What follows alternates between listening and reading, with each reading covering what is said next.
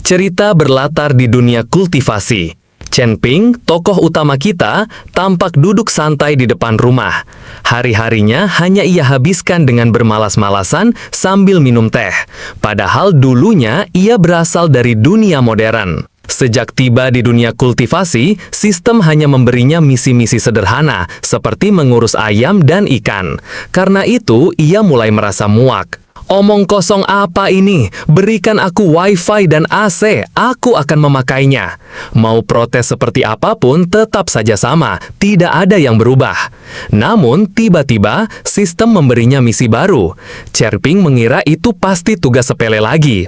Tetapi, ketika ia melihat isinya, pergi ke sekte gunung, ia sampai memuntahkan teh dari mulutnya. Apa? Sekte gunung itu sekte abadi yang mengatur kota. Bagaimana mungkin aku, seorang manusia biasa, bisa masuk ke sana?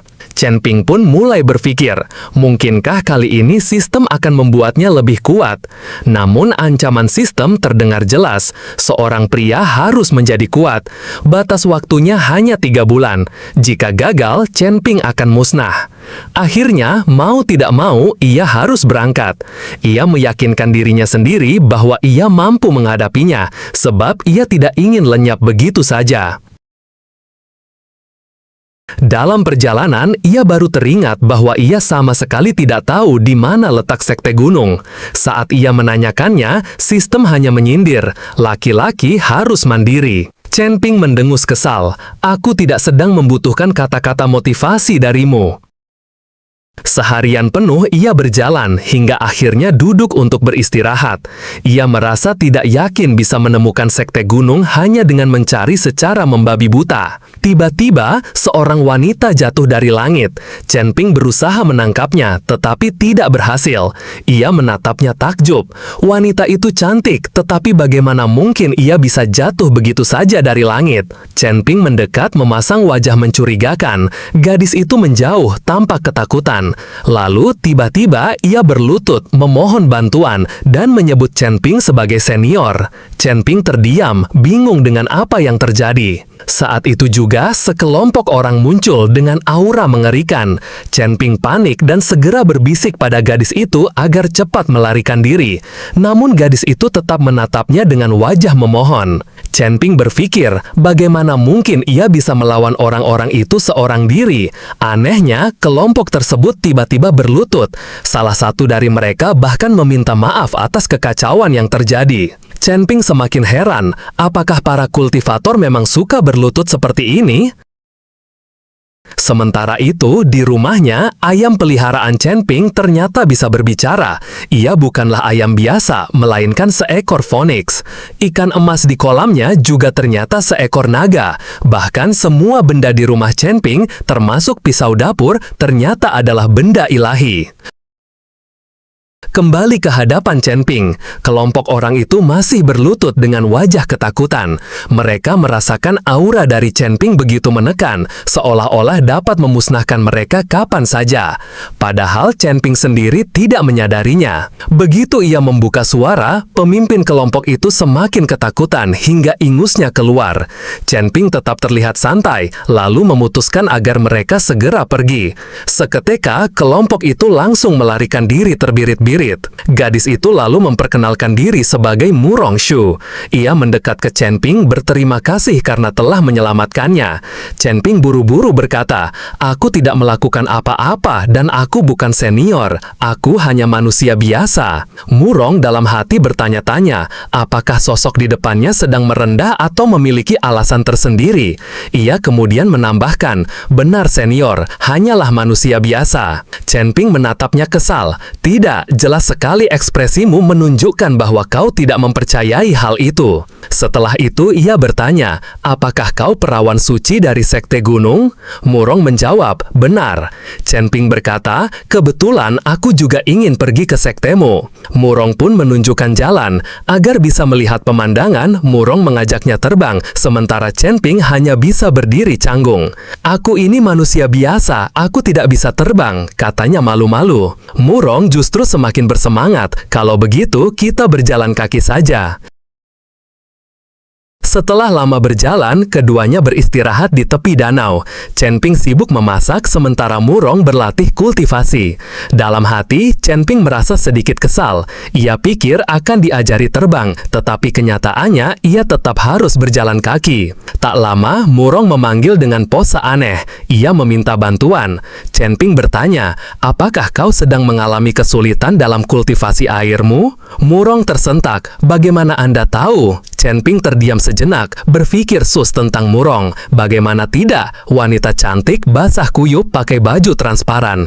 Apa nggak basah kalian, wahai para viewer kalau di posisi Chen Ping? Namun Murong justru semakin kagum. Senior tidak hanya mampu melihat bahwa saya sedang berkultivasi seni air, tetapi juga tahu saya mengalami kemacetan. Senior pasti memiliki cara yang misterius.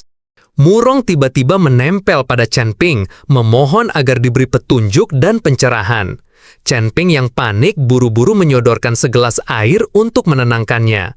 Menurutnya, kultivator punya banyak cara untuk membantu seseorang mencapai terobosan.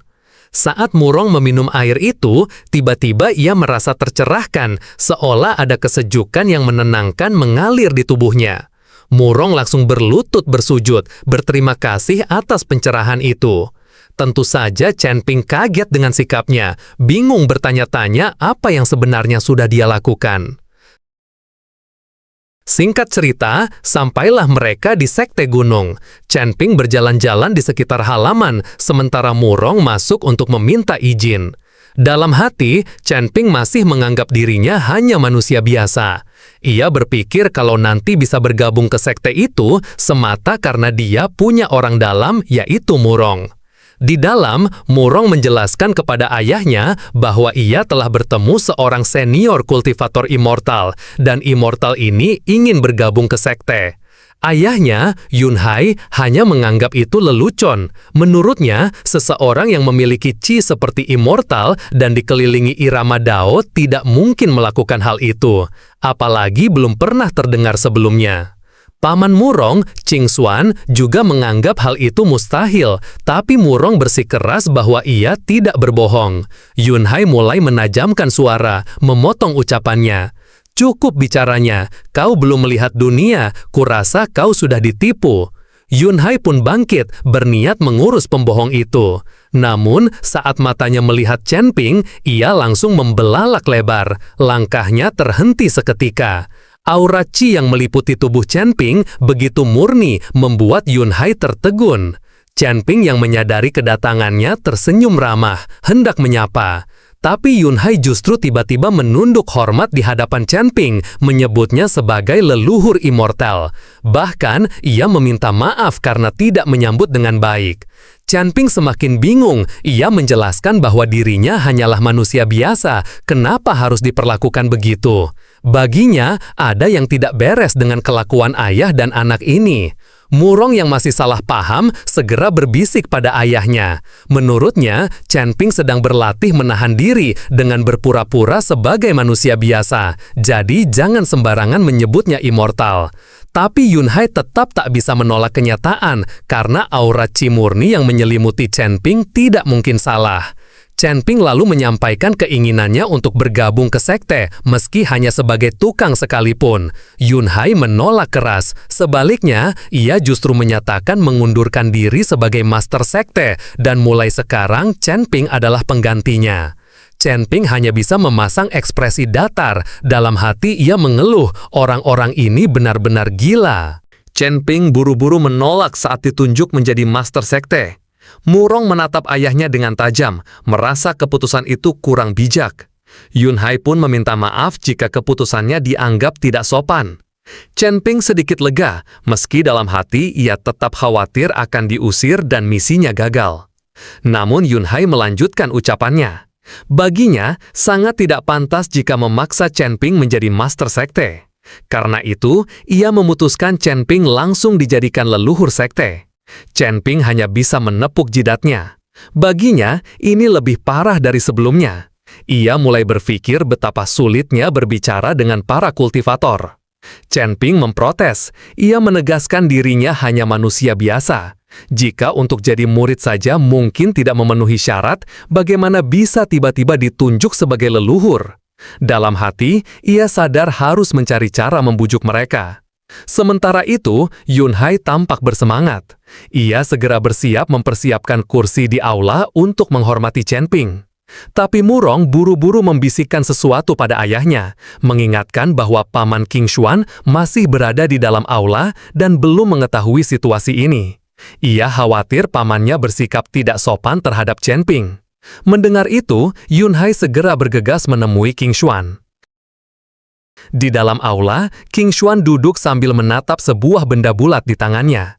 Yunhai datang dengan wajah panik. King Xuan bertanya, apakah penipu itu sudah diusir? Tapi Yunhai dengan serius menjawab bahwa Murong tidak berbohong. Kekuatan senior itu sungguh luar biasa. Mereka akan segera tiba, dan ia memperingatkan agar King Xuan jangan sampai berlaku tidak sopan. King Xuan menatapnya heran, bahkan mencibir. Menurutnya, Yunhai juga sudah ikut tertipu. Ia berdiri hendak pergi, namun tiba-tiba matanya membelalak. Seketika ia merasakan aura Chen Ping. Tanpa ragu, King Xuan langsung bersujud di hadapannya. Chen Ping terkejut. Dalam hati ia bertanya-tanya, apakah setiap salam para kultivator memang harus bersujud begitu? Ia hendak ikut berlutut, tapi Murong dan King Xuan segera menahannya. Benda bulat yang tadi dipegang King Xuan terjatuh. Chen Ping mengambilnya, lalu bertanya di mana ia mendapatkannya.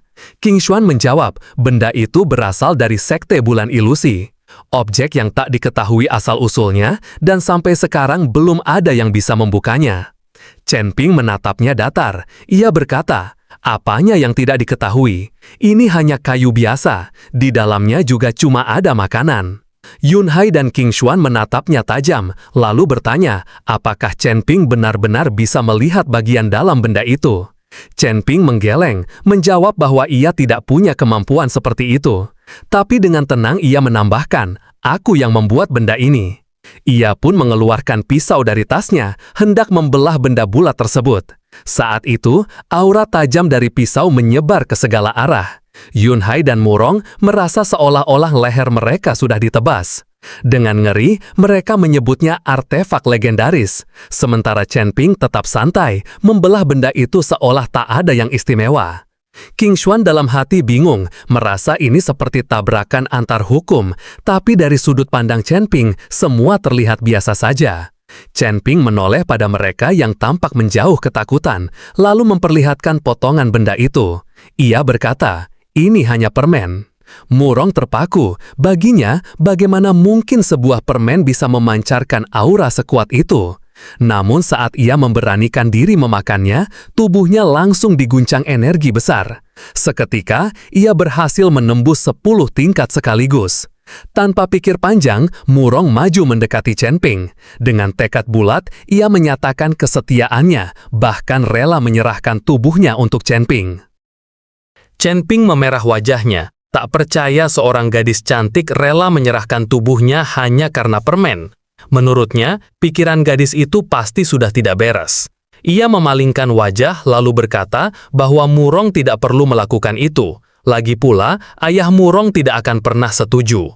Namun Yunhai hanya tersenyum sambil mengacungkan jempol, mengatakan bahwa itu adalah timbal balik, cara terbaik untuk membalas budi. Chen Ping dalam hati menyebut keluarga ini benar-benar aneh. Ia lalu menegaskan pada Murong bahwa kesuciannya tidak seharusnya diberikan hanya karena permen. Murong justru menempel pada Chen Ping, menawarkan diri untuk menjadi pelayannya. Ia menatapnya serius, bertanya apakah dirinya terlihat begitu jelek. Chen Ping menoleh ke arah Yunhai yang masih saja tersenyum sambil mengangkat jempol. King Xuan yang melihatnya langsung protes, mengingatkan bahwa Murong sudah dijodohkan dengan anaknya. Tetapi Yunhai menjawab santai. Menurutnya, jika anak Qingxuan memiliki kemampuan, maka ia bisa merebutnya dari Chen Ping. Jangan menyalahkan orang lain atas ketidakmampuan diri sendiri. Qingxuan hanya bisa menahan kekesalannya, merasa tak terima dengan semua itu. Padahal, menurutnya anaknya juga tampan. Justru karena terlalu memikirkan itu, ia malah sempat membayangkan anaknya bermesraan dengan Chen Ping. Hal itu membuat Chen Ping tiba-tiba merinding. Sementara itu, Murong semakin erat memeluk Chen Ping hingga membuatnya kewalahan. Di saat bersamaan, sistem memberi notifikasi bahwa misinya telah berhasil. Chen Ping lalu bertanya, apa sebenarnya tugas leluhur sekte? Yunhai menjawab tenang, senior tidak perlu khawatir karena perannya hanya diperlukan ketika ada keputusan penting atau menghadapi kesulitan yang tak bisa dipecahkan. Chen Ping kemudian meminta izin untuk kembali ke rumahnya lebih dulu. Singkat cerita, mereka semua, Chen Ping, Murong, Yunhai, dan Qingxuan tiba di kediamannya. Chen Ping menghela napas panjang. Melihat itu, Yunhai salah paham, mengira perjalanan mereka terlalu lambat. Padahal, bagi Chen Ping, kecepatannya justru terlalu cepat. Ia bahkan tidak sempat merasakan sensasi terbang yang selama ini diimpikannya. Mereka masuk ke halaman rumah. Saat melihat ayam-ayam milik Chen Ping, ketiganya langsung berkeringat dingin. Chen Ping menoleh bertanya apakah ada sesuatu yang aneh. Dengan gugup, mereka serentak menjawab tidak ada masalah. Chen Ping lalu menyuruh mereka berkeliling halaman, sementara ia akan menyiapkan teh. Tinggallah mereka bertiga yang semakin ketakutan. Qingxuan memperhatikan sekeliling, ia tak pernah melihat hal seperti ini seumur hidupnya. Pohon persik di halaman itu dipenuhi qi, kolam ikan juga dipenuhi qi, ayam-ayam pun sama, bahkan sapu di pojok halaman bersenandung dengan qi. Seluruh halaman terasa hidup. Murong panik, bertanya apa yang harus mereka lakukan. Yunhai mencoba menenangkan, menduga bahwa mungkin senior sedang menguji mereka. Menurutnya, inilah ujian paling sulit yang pernah mereka alami sepanjang hidup. Murong mulai terengah, dadanya sesak karena fluktuasi qi yang semakin kuat menyebar di sekeliling rumah. Ia mengeluh dengan suara lemah, mengatakan kalau dirinya sudah tidak kuat lagi. Di saat yang sama, terdengar suara batuk dari dalam rumah Chen Ping. Yunhai langsung cemas, mengira sesuatu terjadi pada senior itu, dan buru-buru mengajak yang lain masuk memeriksa. Begitu pintu dibuka, mereka melihat Chen Ping sedang batuk-batuk. Chen Ping menoleh dan menjelaskan kalau ia hanya tersedak karena minum terlalu cepat. Namun saat melihat Yunhai, Murong, dan Qingxuan yang tampak berkeringat dingin seperti habis berlari, Chen Ping sempat bingung. Dalam hati ia bertanya-tanya, apa mereka baru saja olahraga? Padahal halaman rumahku kecil sekali, mana mungkin ngos-ngosan begitu? Tanpa pikir panjang, Chen Ping menuangkan teh ke masing-masing gelas mereka.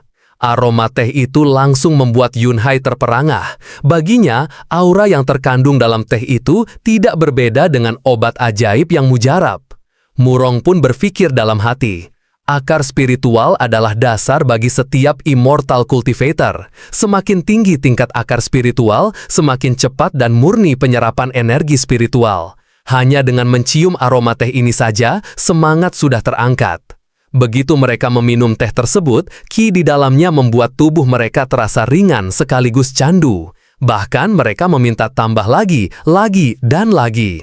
Yunhai masih belum puas, tapi Chen Ping menjelaskan kalau airnya sudah habis. Belum sempat lega, Qingxuan tiba-tiba mengeluarkan kantung airnya, menawarkan isi di dalamnya agar Chen Ping bisa membuat teh lagi. Chen Ping benar-benar kesal. Ia merasa sudah memberi kode agar mereka pulang, tapi sepertinya mereka sama sekali tidak mengerti. Akhirnya, Chen Ping benar-benar mengusir mereka keluar. Setelah mereka pergi, barulah ia bisa bernafas lega. Ia pun memutuskan untuk pergi berbelanja bahan makanan di kota. Sementara itu, di tempat lain, mantan leluhur Sekte Gunung sedang berkultivasi di bawah terik matahari. Wajahnya serius, namun jelas terlihat ia mengalami kemacetan dan tak bisa menembus batasan kultivasinya. Ia berusaha terus fokus, menahan tekanan dalam tubuhnya.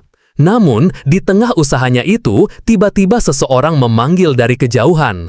Konsentrasinya buyar seketika, qi-nya berantakan hingga ia memuntahkan darah segar. Orang yang datang ternyata Yunhai, dengan penuh semangat mengatakan kalau ia punya kabar bagus. Mantan leluhur itu menatapnya tajam. Rasa kesal langsung memuncak. Ia menghunus pedangnya sambil mendengus dingin. Aku juga punya kabar buruk untukmu. Singkat cerita, Yunhai dibuat babak belur oleh mantan leluhur sekte yang ternyata ayahnya sendiri. Yunhai menjelaskan bahwa sekte mereka punya seorang senior dan orang itu bisa membantu ayahnya menerobos. Mantan leluhur duduk tenang lalu menjawab dingin. Kecuali seorang immortal turun ke bumi untuk mencerahkannya, tidak ada yang bisa membantunya mengatasi kemacetan. Ia menambahkan motivasi luar biasanya justru dihancurkan oleh Yunhai. Yunhai menatap ayahnya. Jadi ayah tak percaya padaku? Tanyanya. Mantan leluhur tersenyum sinis. Bagaimana kalau kita taruhan? Yunhai menerima dengan senang hati. Ching Xuan ikut menimpali. Ia juga bertaruh 10.000 batu roh.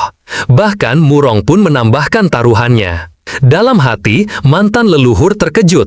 Itu hampir seluruh kekayaan mereka, tapi mereka berani mengeluarkan semuanya hanya untuk berjudi. Yunhai kembali menatap ayahnya. Bagaimana, ayah berani? Seketika, sebuah tamparan mendarat di pipi Yunhai. Mantan leluhur berdiri, meminta mereka menunjukkan tempat yang dimaksud. Singkat cerita, mereka tiba di depan gerbang rumah Chen Ping. Yunhai mengingatkan ayahnya untuk menjaga sikap, karena senior ini selalu merendahkan diri, menganggap dirinya hanya manusia biasa sebagai bagian dari latihan pikirannya. Ayahnya hanya menjawab sinis, pembohong. Namun, begitu ia melangkah masuk, matanya tiba-tiba membelalak, tubuhnya bergetar hingga akhirnya berlutut. Dalam hati, ia menyadari tekanan itu membuatnya tak bisa bergerak. Di saat yang sama, muncul sosok dengan aura membunuh yang langsung mengarah padanya. Itu adalah Chopper yang keluar dalam wujud manusia. Ia hampir menebas mantan leluhur, tapi ayam Chen Ping segera menegurnya. Berhenti. Chopper menghentikan serangannya tepat di depan mata mantan leluhur. Yunhai buru-buru berkata pada ayahnya, "Itu pisau dapur senior." Chopper menoleh pada ayam. "Lelaki tua ini tidak sopan, jadi tidak masalah kalau aku memotongnya." Ayam menjawab santai, "Lelaki tua ini sudah terlihat bodoh. Apa kau tidak takut dia makin bodoh setelah dipotong?" Chopper terdiam sejenak, merasa ucapan itu masuk akal. Ia pun mundur. Tubuhnya diselimuti aura biru. Dari luar, yang terlihat hanyalah cahaya biru itu perlahan masuk kembali ke dalam rumah hingga akhirnya menghilang. Mantan leluhur hanya bisa menunduk hormat pada ayam Chen Ping yang baru saja menyelamatkannya. Sementara Yunhai masih belum mengerti situasi, bertanya pada ayahnya tentang taruhan. Mantan leluhur langsung menamparnya keras.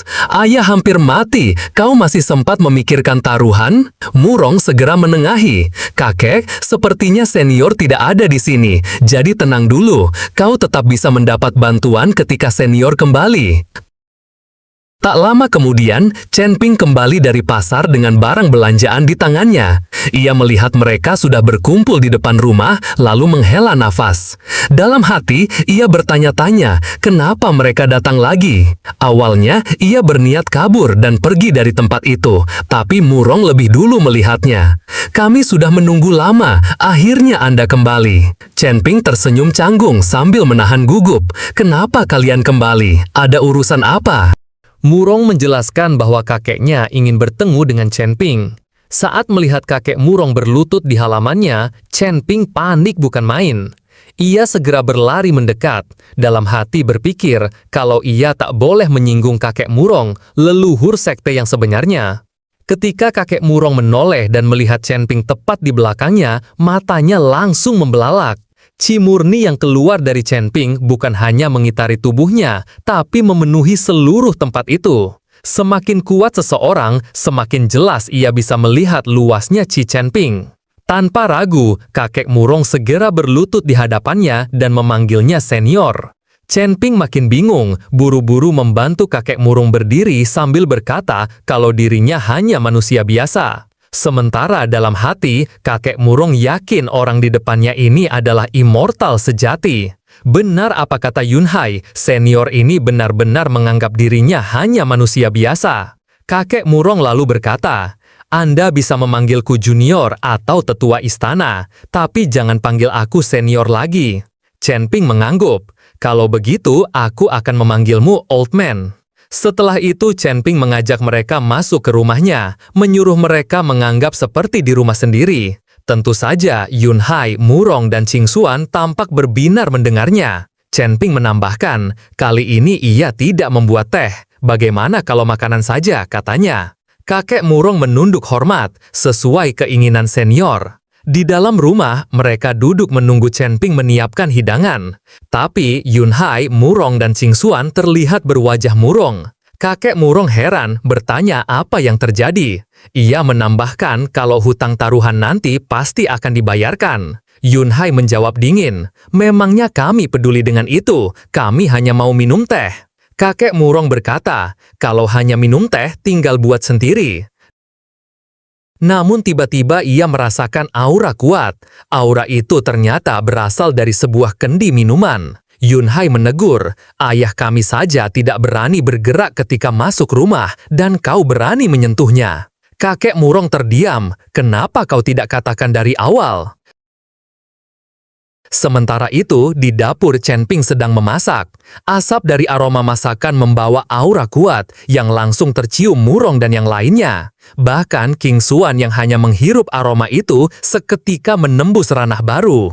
Yun Hai, Murong, dan kakek Murong pun terperanjat, sadar kalau aroma itu bukan aroma biasa, melainkan menyimpan qi yang sangat banyak. Mereka bertiga menghirupnya dengan antusias. Tak lama kemudian, Chen Ping sudah menyiapkan hidangan di meja dan mempersilahkan mereka menikmatinya. Begitu melihat makanan yang dipenuhi qi, Yun Hai dan yang lain terdiam kaget. Chen Ping sendiri mulai curiga ada yang tidak beres. Ia masuk sebentar lalu keluar lagi sambil membawa sebakul besar nasi. Tapi betapa terkejutnya ia ketika kembali ke meja, semua hidangan sudah habis dilahap. Chen Ping marah, kalian makan seolah tidak ada hari esok, seperti orang kesurupan. Chen Ping terperanjat. Ia membeku, bingung melihat mereka makan seolah belum menyentuh makanan selama 3 hari. Mereka lahap sampai tak tersisa, bahkan piring pun terlihat kinclong karena dijilat. Padahal yang tidak Chen Ping ketahui, masakan itu begitu luar biasa. Hanya dengan memakannya, seseorang bisa langsung menembus ranah kultivasi. Kakek Murong sampai meneteskan air mata. Setelah sekian lama, akhirnya ia berhasil menembus ranah yang selama ini ia impikan. Ia langsung bersujud di hadapan Chen Ping, berterima kasih dan bersumpah takkan melupakan kebaikan itu. Chen Ping hanya bisa kebingungan melihat sikapnya. Ia mengulurkan tangan menegaskan, tidak ada yang perlu disyukuri. Kakek Murong bangkit dengan penuh semangat. Kalau ada waktu, aku ingin makan lagi bersama senior. Chen Ping mendengus kesal. Faktanya, ia bahkan belum sempat mencicipi makanan itu. Ia pun langsung mengusir mereka berempat, Yun Hai, Murong, Ching Xuan, dan kakek Murong, sambil berkata, pergilah, berkultivasilah, jangan makan terlalu banyak. Namun, Yun Hai menegur ayahnya. Ayah tidak pantas mengatakan itu kepada senior. Seketika, sebuah tamparan keras mendarat di wajah Yun Hai. Sang ayah membentak, kau yang tidak pantas mengajariku.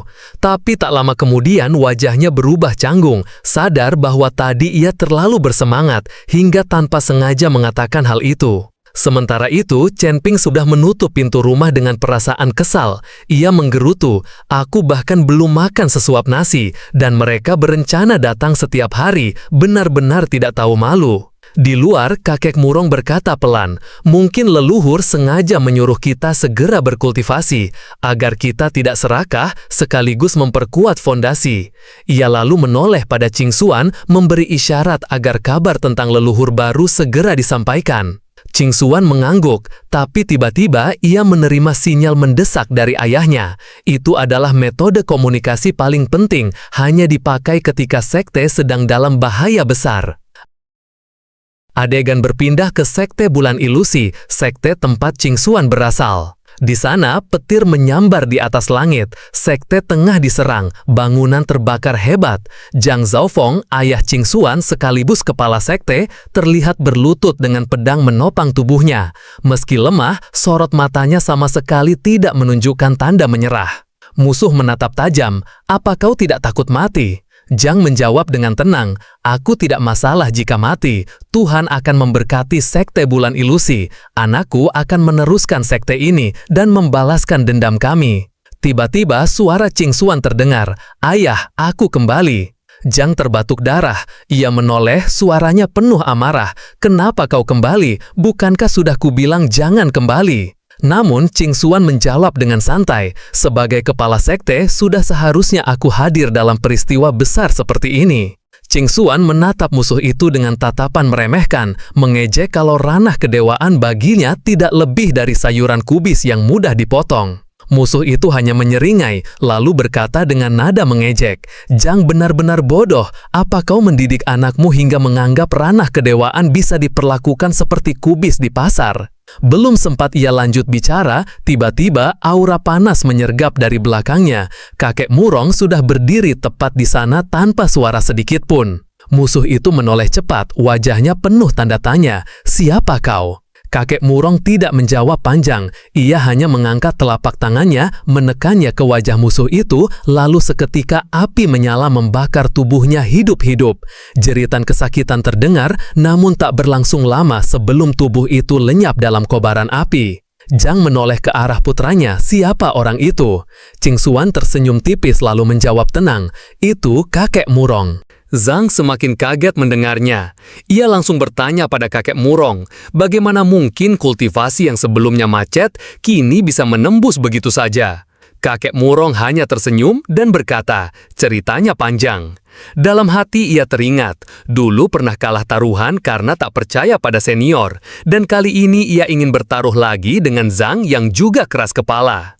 Akhirnya kakek Murong berkata jujur bahwa ada master immortal di dekat sekte mereka. Saat mereka makan bersama senior itu, kultivasinya meningkat pesat. Mendengar itu, Zhang langsung bersemangat dan meminta agar dibawa menghadap senior tersebut. Kakek Murong terkejut dengan reaksi itu. Ia bertanya apakah Zhang tidak mengira ia sedang berbohong. Zhang menjawab tegas, mustahil. Jika bukan karena senior, mustahil anak sampahnya bisa meningkat kekuatan. Lagi pula, ia sudah mengenal kakek Murong sejak lama. Kalau bukan padanya, pada siapa lagi ia bisa percaya? Kakek Murong menarik nafas panjang. Ia tak berharap Zhang berkata seperti itu, tapi tetap menjelaskan. Senior itu turun ke bumi, sengaja memperlakukan dirinya sebagai manusia biasa untuk menenangkan hati. Karena itu, mereka baru saja dari rumah leluhur dan tidak baik mengganggunya lagi. Ekspresi Zhang berubah kecewa. Ia balik bertanya, apakah kali ini kakek Murong sedang berbohong? Kakek Murong hanya bisa bergumam dalam hati, kemana perginya prinsip yang baru saja kau ucapkan? Tiba-tiba, bumi bergetar. Kakek Murong segera menyadari, pusat guncangan berasal dari arah kediaman senior. Tanpa pikir panjang, ia menarik Zhang, lalu mereka berdua menghilang lewat teleportasi, meninggalkan Qingxuan sendirian. Di kediaman Chen Ping, Phoenix mendeteksi adanya masalah. Pada saat bersamaan, kakek Murong dan Zhang sudah muncul di depan gerbang rumah Chen Ping. Zhang menengadah ke langit, melihat portal ungu pekat terbuka lebar, menyebarkan cahaya menakutkan. Zhang langsung mengenali, itu portal menuju alam rahasia. Dengan ukurannya sebesar itu, berarti alam rahasia ini setara dengan luas sebuah kota. Ia menduga ini perbuatan senior, tapi kakek Murong langsung menyangkal, mustahil. Senior selalu memperlakukan dirinya sebagai manusia biasa, tak mungkin ia menciptakan kekacauan sebesar itu. Ia mendesak Zhang untuk pergi, karena yang paling penting sekarang adalah menyelamatkan sebanyak mungkin orang di kota. Namun, tiba-tiba, dari dalam kolam ikan Chen Ping muncul naga emas raksasa yang langsung melesat ke arah portal, berusaha menelannya bulat-bulat. Zhang membelalak kaget, tak percaya apa yang ia lihat. Ia bertanya, apakah itu benar naga? Kakek Murong menoleh, menjawab dengan tenang. Kalau ia bilang di dalam sana juga ada Phoenix, bagaimana? Zhang semakin terperanjat. Siapa yang bisa memerintah naga dan raja binatang sekaligus? Ia mulai menduga, apakah senior itu sebenarnya seorang kaisar immortal? Sementara itu, di tempat lain, sebuah portal kecil terbuka di hutan. Dari dalamnya, keluar sebuah pedang rusak yang memiliki kesadaran. Pedang itu berbicara sendiri, merasa lega akhirnya bisa lolos ke dunia mortal. Ia mencaci sekte bulan darah yang telah memaksanya meminta maaf. Meskipun terluka parah oleh turbulensi dalam formasi teleportasi, tubuhnya tidak rusak. Ia yakin dalam 100 tahun lebih, ia akan kembali ke bentuk aslinya. Tak lama, seseorang menemukan pedang itu dan memungutnya. Pedang tersebut kaget karena seharusnya manusia biasa yang menyentuhnya akan hancur berkeping-keping, tapi orang ini baik-baik saja. Lebih mengejutkan lagi, saat pedang itu mengamati lebih dekat, ia melihat aura ki murni dari tubuh orang itu. Begitu jernih, begitu luar biasa. Orang itu adalah Chen Ping. Pedang itu merinding ketakutan oleh aura Chen Ping. Ia bertanya-tanya dalam hati, apakah ini benar-benar dunia mortal? Kenapa ada orang sekuat ini? Sementara itu, Chen Ping hanya memandangi pedang yang bergetar sendiri. Ia menduga pedang itu mungkin pedang sihir tingkat atas yang bisa bergerak sendiri. Kalau dijual, pasti harganya lumayan, pikirnya. Tanpa banyak pikir, Chen Ping meletakkan pedang itu ke dalam keranjang di punggungnya. Pedang hanya bisa pasrah. Ia teringat, di dunia immortal banyak orang kuat yang berebut ingin melayaninya. Tapi kini, ia harus jatuh sampai di titik ini. Saat melihat isi keranjang Chen Ping yang penuh dengan obat-obatan herbal, pedang merasa sedikit senang. Ia bahkan sempat berencana memulihkan diri dengan obat itu. Namun, sebelum ia sempat bertindak, sebuah suara mengagetkannya, menyuruhnya diam. Chen Ping merasakan ada yang bergerak di dalam keranjangnya, membuatnya menoleh untuk mengecek. Ternyata, cangkul miliknya sedang mengancam pedang itu agar tidak macam-macam. Pedang langsung ketakutan, buru-buru menjawab, "Baik, bos." Dalam hati, ia mulai curiga. Kalau tidak salah, cangkul ini sebenarnya adalah artefak juga. Chen Ping kemudian menghentikan langkahnya, menengadah ke atas. Dari lubang portal ungu di langit, cahaya biru menyembur turun menuju tanah. Ia melihat dari jauh sambil bergumam, "Itu bukan alam rahasia, kan?" Di saat yang sama, notifikasi sistem muncul di hadapannya. Chen Ping mendecak cemas. "Jangan bilang kau mau kasih tugas untuk menghentikan lubang ungu itu," pikirnya. Ia pun membuka notifikasi itu dengan hati-hati. Ternyata bukan tugas seperti yang ia khawatirkan, melainkan hanya peringatan bahwa lotre sistem akan kadaluarsa dalam 5 jam. Chen Ping langsung merasa lega, bahkan senang. Ia segera menekan tombol draw di layar. Hasil undian itu memberinya sebuah seruling bambu. Ia memasukkannya ke dalam keranjang, lalu kembali berjalan santai. Pedang di dalam keranjang semakin terkejut. "Sial, artefak lagi," pikirnya. Ia tak percaya dengan pancaran aura dari seruling itu. Singkat cerita, Chen Ping pun sampai di rumah. Pedang benar-benar syok karena seluruh isi rumah Chen Ping dipenuhi artefak. Ia terdiam, berpikir bahwa selama ribuan tahun hidup di dunia immortal, belum pernah ia melihat pemandangan seperti ini. Artefak lain mulai kesal mendengar ocehannya yang tak henti-henti. Pedang buru-buru meminta maaf, keringat dingin mengucur deras. Dalam hati, ia hanya bisa berteriak, "Sebenarnya, aku ini ada di mana?" Malam itu, cahaya biru dari dalam portal masih menembus tanah. Murong mencoba menghancurkannya dengan pukulannya, tapi serangan itu sama sekali tidak berefek. Justru tangannya sendiri yang terasa sakit. Kakek Murong segera menghentikan tindakannya. Ia berkata tegas, "Jangan coba-coba, ini adalah alam rahasia." Ia menatap lekat cahaya itu, lalu bergumam pelan. "Tanpa pintu masuk, cahaya tetap ada. Apa perlu kata rahasia untuk membukanya?" Zhang tampak ragu, lalu bertanya, "Haruskah kita meminta bantuan senior?" Kakek Murong menjawab bahwa memang senior tahu ada fenomena ini, tapi tidak muncul. Berarti senior sengaja membiarkan mereka menyelesaikannya sendiri. Lagi pula, mungkin nanti senior akan datang dengan sendirinya. Zhang menatapnya, bertanya lagi, "Bagaimana kau begitu yakin?" Sebelum sempat dijawab, hembusan angin besar keluar dari cahaya itu, membuat mereka semua terkejut. Di kediamannya, Chen Ping sedang tidur, namun tidurnya terganggu oleh suara yang datang dari portal ungu. Ia menggerutu kesal, bertanya-tanya kenapa mereka belum juga menyelesaikannya. Pada saat yang sama, Chopper mendengar keluhan tuannya. Ia pun memutuskan untuk menghentikan sesuatu yang mengganggu tidur Chen Ping. Tak lama, Chopper sampai di area cahaya itu.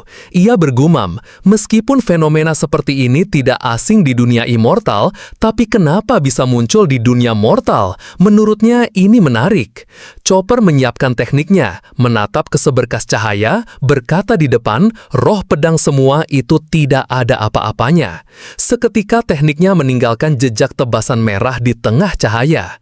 Cahaya itu pun pecah, berubah menjadi bola bercahaya seukuran manusia yang tergeletak di tanah. Di dalamnya, tampak seorang wanita yang tersegel. Tidak lama, bola itu hancur dan segel yang melingkupinya ikut terlepas. Chopper mendadak merasakan hawa tidak baik. Dari dalam cahaya, wanita itu perlahan keluar, bebas dari segel yang selama ini mengikatnya. Kakek murong menatap cahaya yang baru saja pecah dengan keringat dingin membasahi wajahnya. Suaranya bergetar saat berkata, alam rahasia sebesar itu ternyata hanyalah penjara untuk seorang immortal. Murong yang berdiri di sampingnya ikut cemas. Ia bertanya apa yang harus mereka lakukan sekarang. Namun sang kakek hanya bisa menggeleng, menegaskan tidak ada yang bisa mereka perbuat. Bahkan, melarikan diri pun mustahil di hadapan seorang immortal.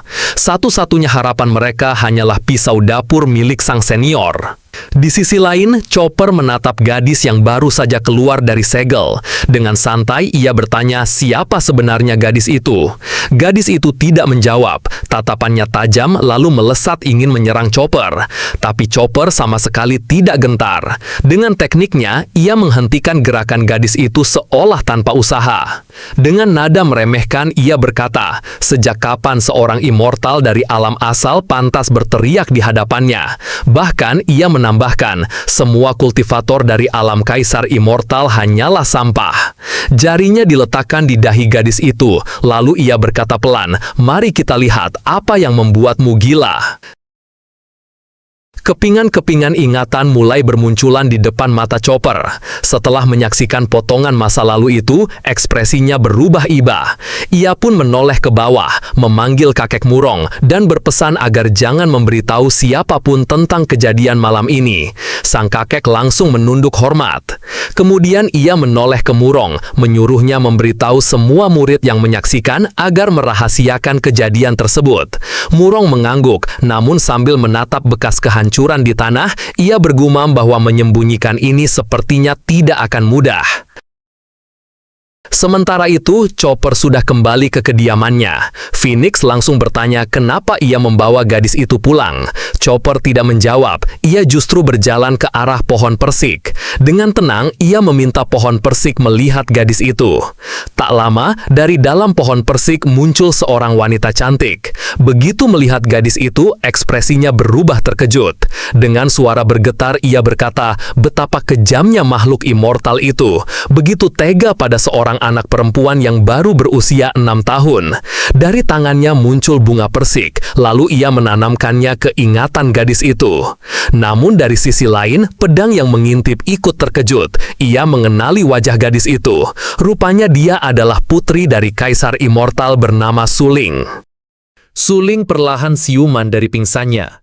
Wajahnya tidak lagi emosi seperti sebelumnya. Kini justru terlihat polos dan lugu. Ia menoleh bingung, bertanya di mana dirinya berada. Persik menjawab sambil menempelkan jari di dahinya, mengatakan bahwa tempat ini sekarang adalah rumahnya, dan mulai hari ini ia harus memanggil Chen Ping dengan sebutan kakak. Pedang yang mengintip dari samping merasa firasat buruk. Ia tahu kaisar immortal tidak akan tinggal diam. Adegan berpindah ke dunia para immortal. Kaisar marah besar ketika merasakan alam rahasia yang ia buat untuk mengurung Suling telah dihancurkan, sekaligus membuat putrinya sadar kembali. Dengan wajah murka, ia langsung memerintahkan beberapa orang dari pengadilan surgawi untuk turun ke bumi mencari Suling. Keesokan paginya, Chen Ping masih terlelap di tempat tidurnya. Cahaya matahari sudah terang, tapi ia justru menarik selimut dan bergumam. Sudah lama ia tidak tidur senyenyak ini. Ling Er lalu membuka selimutnya dan berseru, meminta kakaknya bangun. Chen Ping sedikit membuka mata dengan bingung. "Hah, kakak?" Tapi ketika melihat gadis yang berdiri di depannya, ia langsung terkejut bukan main. Dengan nada panik, ia bertanya, "Adik kecil, siapa kamu? Mengapa kamu ada di sini?" Ling Er tersenyum hangat dan memperkenalkan diri, mengatakan bahwa namanya Suling dan ini adalah rumahnya. Chen Ping terdiam, bergumam dalam hati. "Di sini, maksudnya kota ini, tapi selama 5 tahun terakhir, aku tidak pernah melihat gadis ini." Ia pun mendekat, mendepuk kepala Ling Er sambil berkata bahwa ia akan memanggilnya Ling Er dan berjanji akan membawanya bertemu orang tuanya. Chen Ping menambahkan agar Ling Er selalu berada di dekatnya supaya tidak tersesat lagi. Gadis itu lalu menggandeng tangannya dan mereka pun berangkat mencari rumah Ling Er.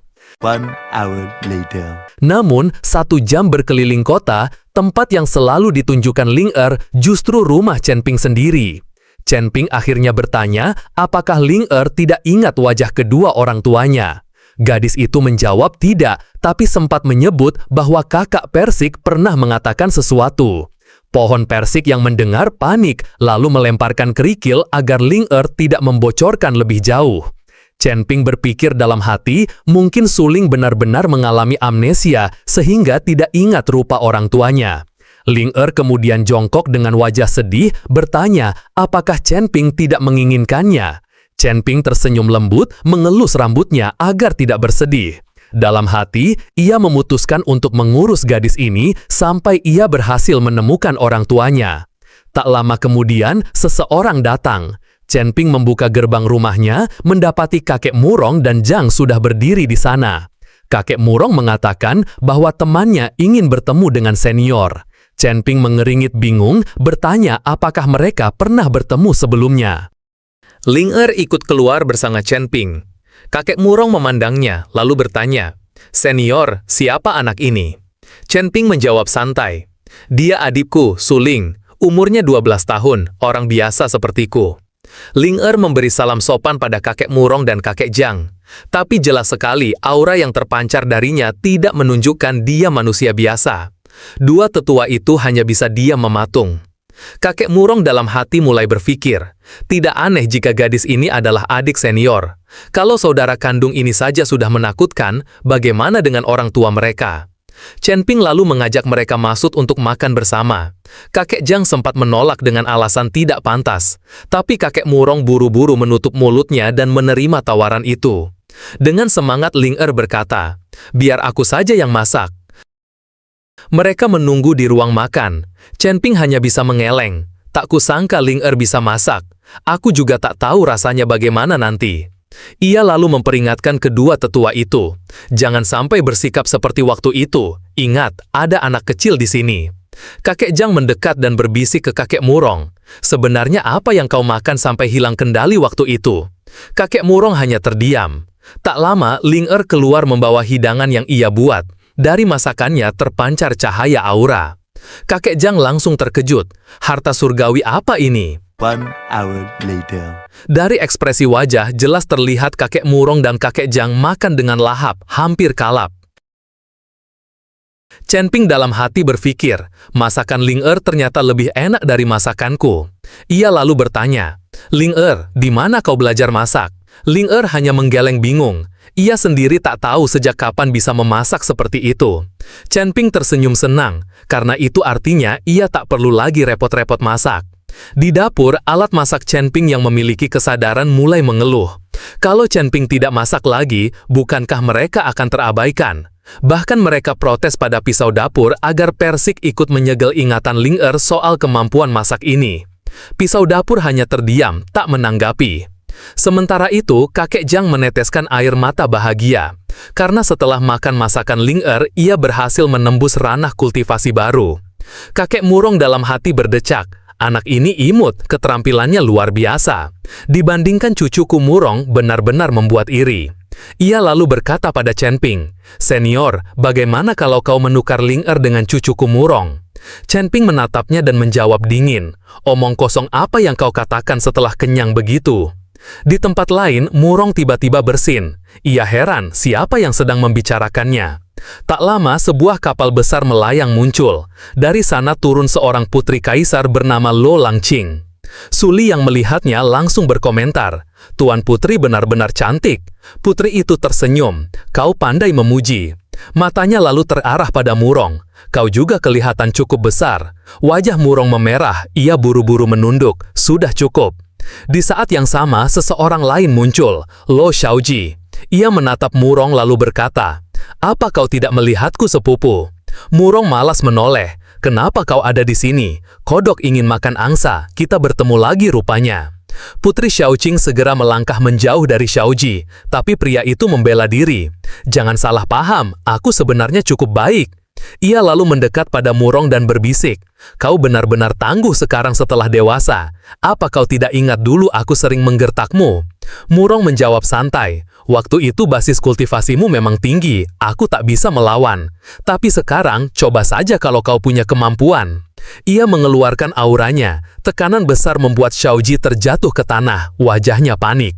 "Bagaimana mungkin, kau lapisan ke-8 Yuan Ying?"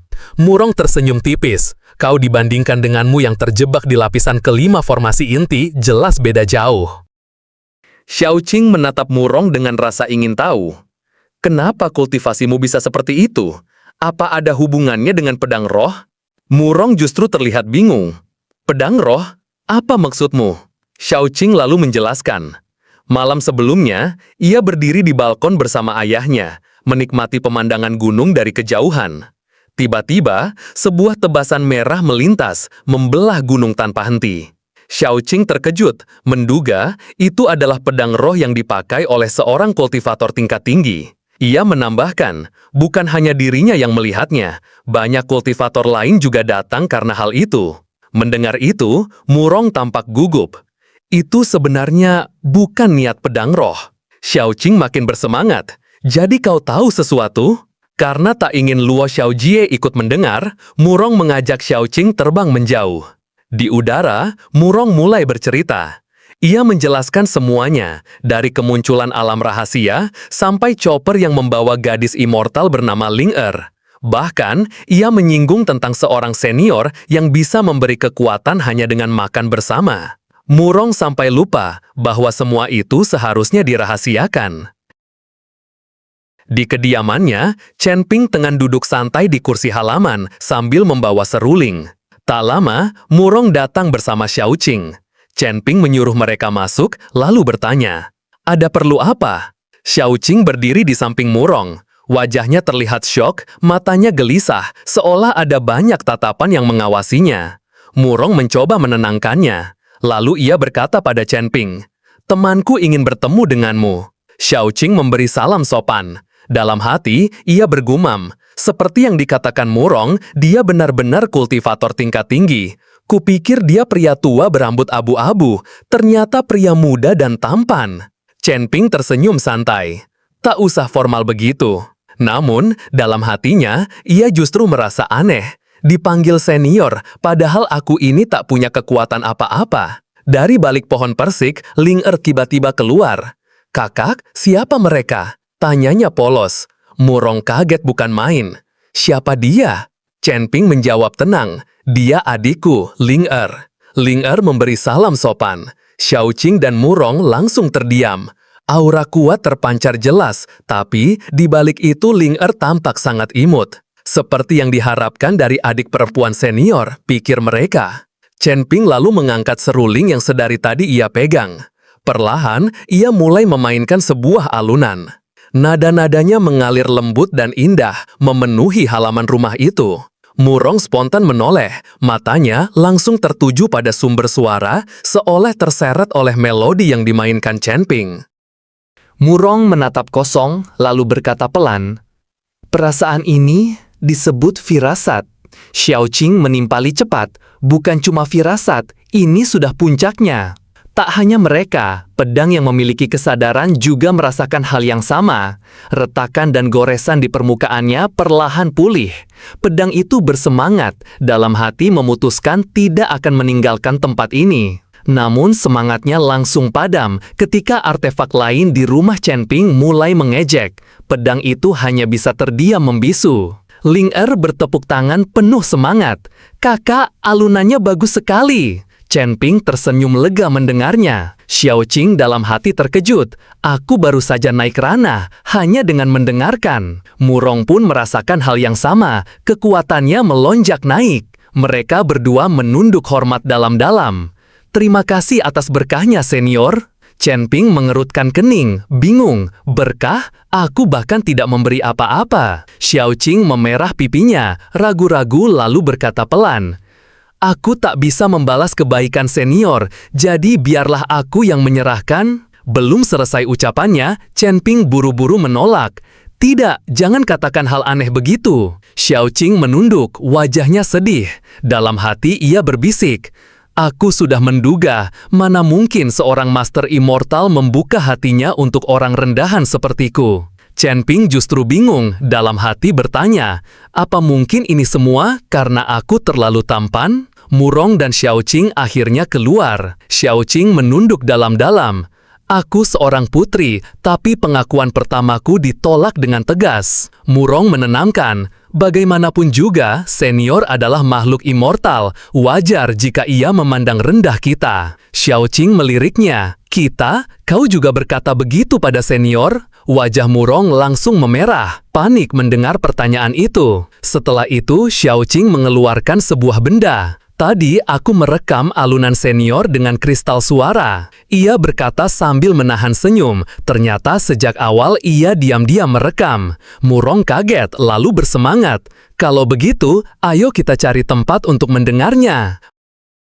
Mereka berdua pun berkultivasi sambil memutar ulang rekaman alunan seruling Chen Ping. Hasilnya luar biasa. Kekuatan mereka menembus ranah baru dengan cepat. Tapi saat hendak mengulang lagi, tiba-tiba kristal suara itu meledak. Murong terbelalak. "Jangan-jangan kita ketahuan senior lalu dihukum." Cairan dari kristal yang pecah mengenai pakaian mereka, membuat kain itu terkikis dan robek, hingga pakaian mereka tampak terbuka sebagian karena hancur. Di tempat lain, Xiao Ji masih menunggu Tuan Putri dan Murong pergi. Tanpa sepengetahuan sang putri, ia sudah menaruh alat pelacak padanya. Melihat peta yang muncul, Xiao Ji heran, kenapa tanda merah ini berdiam cukup lama di satu tempat. Tiba-tiba, titik merah itu hilang begitu saja. Putri lenyap dari peta tanpa jejak. Pada saat yang sama, Murong dan Xiao Qing diam-diam masuk kapal tepat di belakang Xiao Ji. Sayang, langkah mereka menginjak ranting kering. Suaranya membuat Xiao Ji refleks menoleh cepat. Begitu melihat pakaian mereka yang robek-robek, wajah Xiao Ji langsung memerah. Ia buru-buru memalingkan muka. Dalam hati ia menduga, kekuatan mereka meningkat begitu cepat.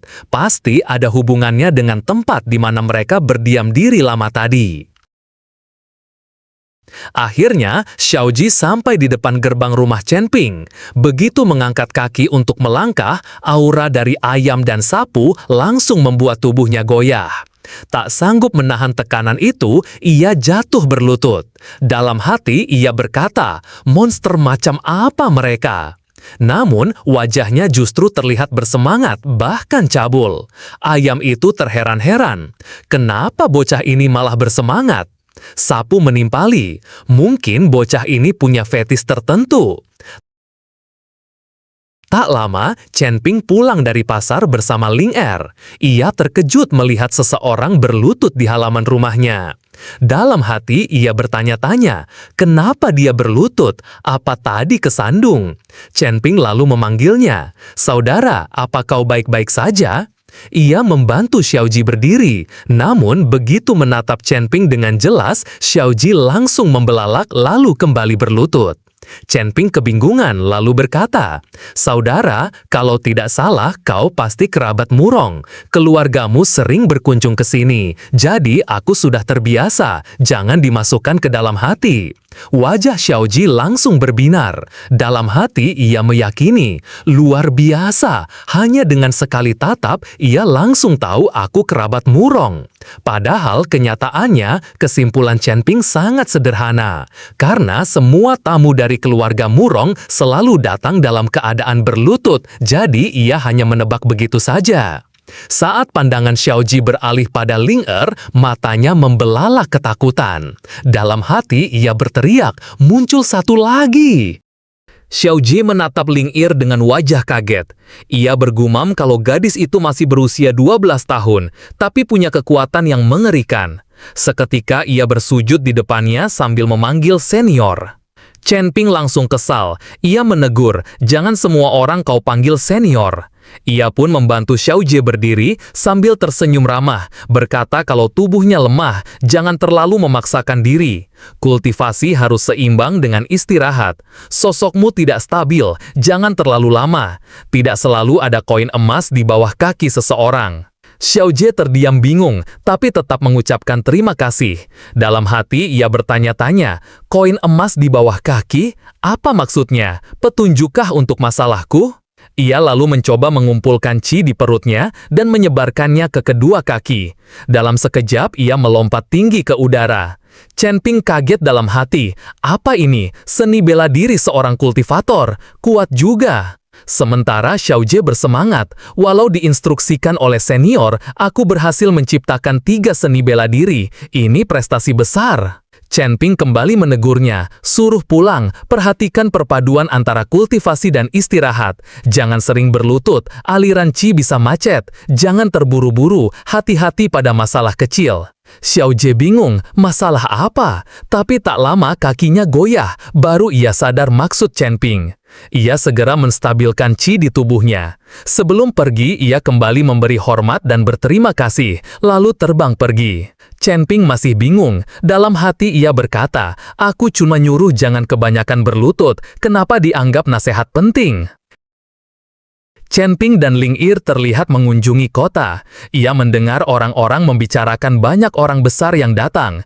Dalam hati Chen Ping bertanya-tanya, apa ada lebih banyak kultivator muncul di sini? Sementara di kediaman Chen Ping, pohon persik menatap Chopper. Ia bertanya, kenapa banyak kultivator bermunculan? Ini pasti ulahmu. Ayam menambahkan, kalau terlalu banyak orang datang, mereka bisa mengganggu. Ia menyuruh Chopper membersihkan kekacauan. Chopper mendengus kesal. Ia bilang tidak menduga Kaisar Immortal sebegitu sampahnya, bahkan mungkin yang paling sampah yang pernah ia lihat. Tapi karena Master tidak memintanya keluar, ia juga tidak bisa keluar. Chopper lalu mendekati pedang di pojok. Ia memanggilnya dengan nada merendahkan, suruh melakukan sesuatu. Pedang terdiam, tapi tatapan Chopper membuatnya tak berani menolak. Chopper berkata, pedang itu hampir sembuh, seharusnya bisa berubah wujud, suruh pergi memeriksa keadaan, ini kesempatan bagus untuk berguna. Pedang mulai berkeringat dingin, dalam hati bertanya, apakah sudah terlambat untuk mundur? Tapi akhirnya ia tetap patuh, lalu keluar dari kediaman Chen Ping. Scene beralih ke tempat munculnya alam rahasia. Tanah di sana cekung dalam, bekas serangan sebelumnya. Pedang sampai di lokasi itu. Ia bergumam kalau niat pedang Chopper malam itu mungkin terlihat ke seluruh penjuru. Dan wajar kalau banyak orang datang mencari tempat ini. Pedang lalu berubah wujud menjadi seorang anak kecil berambut kuning. Ia memutuskan untuk meratakan tanah cekung itu supaya tak mudah terdeteksi. Saat ia sedang meratakannya, beberapa orang muncul dan melihatnya. Mereka menduga niat pedang sebelumnya pasti ulah pedang ini. Mereka berspekulasi kalau bisa mendapatkannya, maka akan menjadi tak terkalahkan di seluruh negeri. Salah satu dari mereka kebingungan bagaimana cara menangkapnya. Tapi seorang bernama Long Aotian, pemilik menara Tianzun, menyela. Ia berkata punya solusi, lalu memperlihatkan lempengan bulat yang disebut Immortal yang tertidur. Untuk memakainya memang butuh banyak sekali qi, tapi menurutnya mereka semua adalah Master Mahayana, jadi tidak masalah. Dengan harta karun itu, mereka bisa menjebak pedang peri. Dan soal siapa yang dipilih senjata itu sebagai tuannya tergantung kesempatan masing-masing. Salah satu dari 3 orang lainnya setuju. Katanya memang tidak ada cara lain, apalagi Long Aotian sudah mau mempertaruhkan harta karunnya. Akhirnya mereka berempat bekerja sama mengurung pedang dengan lempengan bulat itu. Pedang justru menunjukkan ekspresi antusias. Ia sudah lama tak melihat benda seperti ini. 1 hour later. Waktu terus berlalu, tapi mereka masih belum bisa menangkapnya. 2 orang di antaranya bahkan sudah kehabisan Qi. Pedang hanya melayang santai sambil mencibir, mengatakan basis kultivasi mereka sampah, bahkan tidak cukup Qi. Masih tersisa Long Aotian yang terus berjuang. Perlahan ia mengisi Qi ke dalam lempengan bulat, hingga akhirnya penuh. Dari lempengan itu muncul rantai emas yang langsung mengikat tangan pedang. Para kultivator merasa senang karena berhasil. Tapi pedang tetap tenang, bahkan tersenyum. Ia berkata inilah waktunya debut. Dengan satu hentakan, rantai emas itu hancur total, sekaligus menghancurkan lempengan bulat. Para kultivator terdiam, Long Aotian sampai berlutut tak percaya dengan apa yang dilihatnya. Pedang menatap mereka lalu berkata, ia tidak akan membunuh. Ia hanya akan memberitahu, alasan ia turun ke bumi adalah untuk mencari seorang tuan yang sudah ditakdirkan.